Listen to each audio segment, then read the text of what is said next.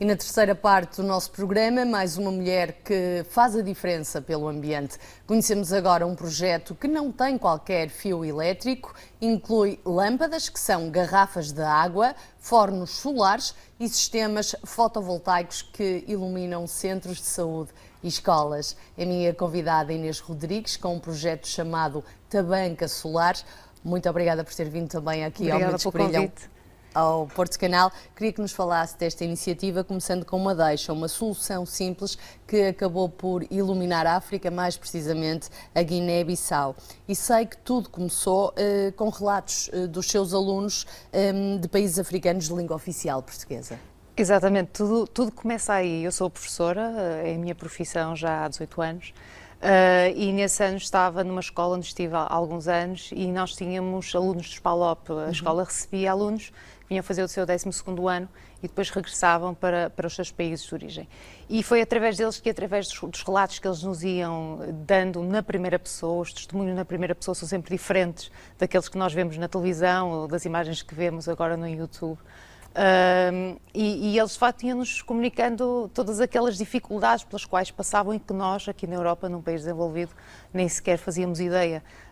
Falavam-nos das casas que não tinham eletricidade, da falta de saneamento, do terem que caminhar 3, 4 quilómetros para ir para uma escola sem mochilas, usavam um saco plástico para carregar as suas coisas. Ou seja, este tipo de situação acabou por motivar nós a iniciarmos um projeto que na altura começou naquela escola e com aqueles alunos e com aquelas turmas, e que depois foi alargando a outras escolas e outras turmas, e hoje é nacional e internacional. O que é Tabanca? Tabanca Solar? Surgiu precisamente daí porque Tabanca significa aldeia em crioulo e, no fundo, é aquilo que nós fazemos. Nós atuamos nas aldeias na Guiné-Bissau, inicialmente com este projeto.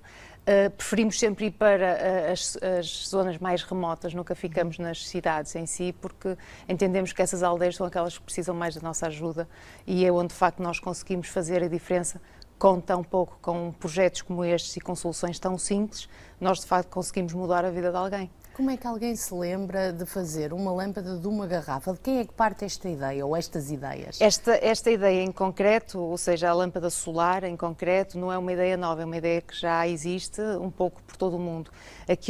O desafio que nós colocamos aos alunos na altura foi como é que nós podemos levar luz a uma aldeia que não tem qualquer fio elétrico, não tem eletricidade. Estamos a falar de um país onde 70% da população não tem acesso à eletricidade ainda. Como é que nós podemos levar luz, mas de uma forma simples, utilizando recursos que são passíveis de ser encontrados em qualquer parte do mundo e facilmente executáveis, ou seja, para uma pessoa com apenas a instrução primária ou o primeiro ciclo em Portugal, que pudesse fabricar, neste caso, uma lâmpada solar.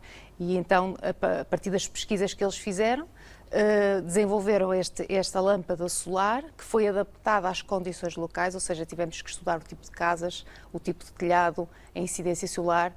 Eles todos pegaram nas disciplinas de Fisicoquímica, da Matemática e aplicaram todos esses conceitos neste projeto, que é isso que nós queremos. Queremos que eles entendam a sua formação em Portugal e que apliquem e que entendam que aquilo que eles aprendem cá é útil e tem aplicabilidade e pode fazer a diferença.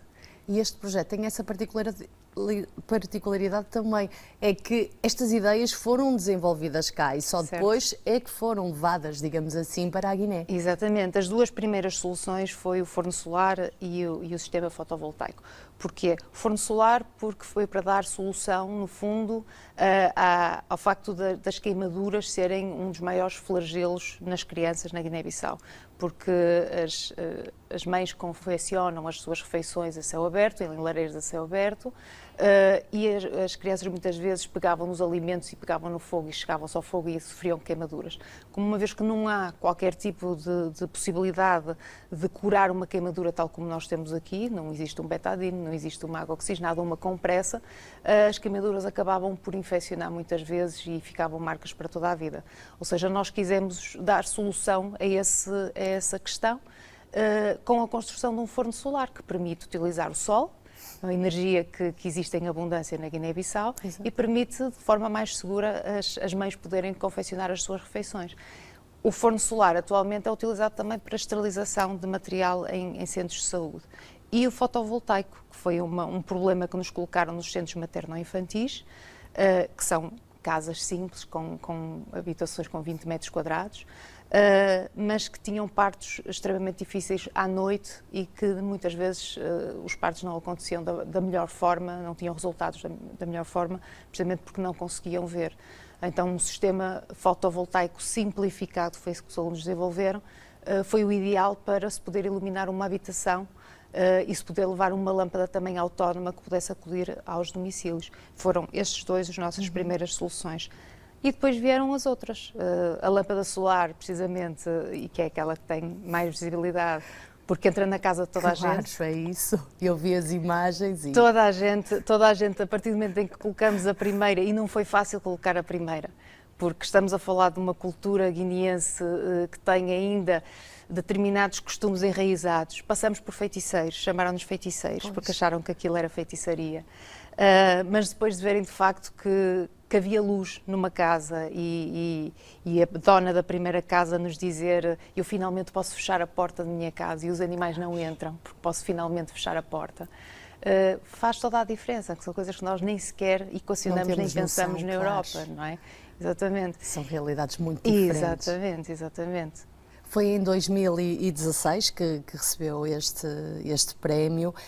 Entretanto, mesmo na reta final da nossa conversa, já criou um outro projeto em Moçambique, mas que eu também gostava de falar, de recolha de plástico nas praias e nas ruas de Maputo.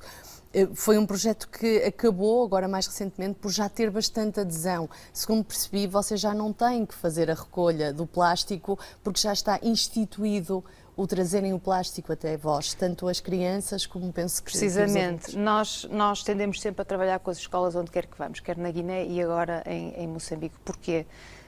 Nós estamos a formar cidadãos para o futuro. E estas crianças são aquelas crianças que no futuro vão ser aquelas que vão governar uma cidade e vão governar um país. E se nós estivermos a educar uma criança logo do seu início, ela vai crescer consciente e vai tomar as melhores decisões no futuro para a localidade onde ela vive. E por isso nós sabemos que a mudança tem que começar aí. Então temos crianças que dizem aos pais que o plástico não pode ser deitado no chão, tem que ser deitado ou levado a um determinado local para ser transformado. E é isso que acontece. Diariamente chegam pessoas ao local onde as máquinas se encontram, entregam o plástico é pago. Nós não recebemos o plástico gratuito porque nós entendemos que temos que retribuir, nós pagamos o plástico.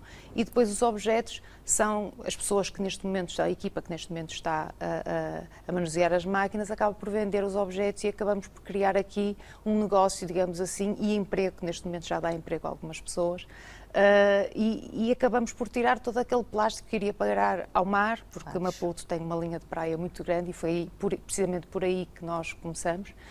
E acabamos também por dar à sociedade, devolver à sociedade esse plástico, às crianças, os peões ou as peças Lego, por exemplo, às escolas, aos restaurantes, os vasos para copos ou o painel que está neste momento em Maputo com 2.600 azulejos e que é de facto uma obra de arte, na minha opinião, e que neste momento já temos até outros contactos para fazer outras obras na cidade.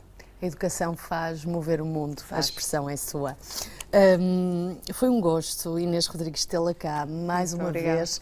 Deixo também aqui o convite, quando quiserem vir ao Mentes que Brilham falar dos vossos projetos, fica também feito o convite. Parabéns pelo vosso trabalho. Foi assim o nosso programa desta semana, totalmente dedicado ao ambiente. Mulheres que tornaram ideias simples em projetos com impacto e que receberam o devido reconhecimento. No fundo, mulheres que brilham. Eu regresso na próxima semana. Fico bem.